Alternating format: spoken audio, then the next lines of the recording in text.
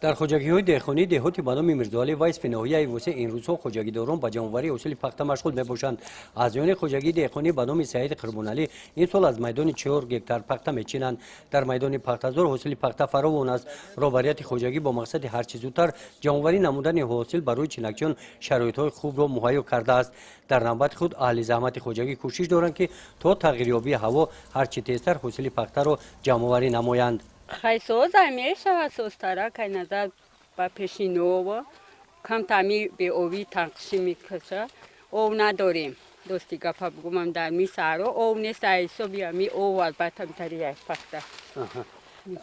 چقدری مبلغ میگیرین؟ ولی معلوم نکرده نمیدونم که ولی برام بسپرم بعد معلوم میشه. چند روزه چینیست نظیر؟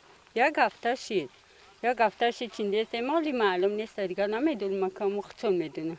زمین هایی که خوجگی دهخانی به نام سعید قربانعلی استفاده می نمایند طور رهبر خوجگی به ما نشان داده ابراز نمودند حالا حاصل خیز هستند لیکن بعد یک چند سال بعد از حاصل میمانند زیرا که در حال شورشوی قرار دارد. شورشوی زمین طوری به ما نشان دادند از این قطعه الکی آغاز یافته است. سبب آن رهبر خوجگی در آن شهر دادند که آبی که استفاده می نمایند 10 سال اخیر شور شده است.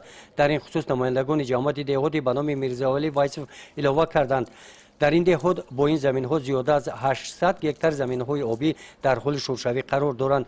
برای پیشروی شورشوی زمین ها را گرفتن امکان هست لیکن خوجگی های خرد دهخانی این امکانیت را ندارند. گزارش خواجه نظریف خدای نظر ظهروف از ناحیه واسه برای برنامه اطلاعاتی نوید.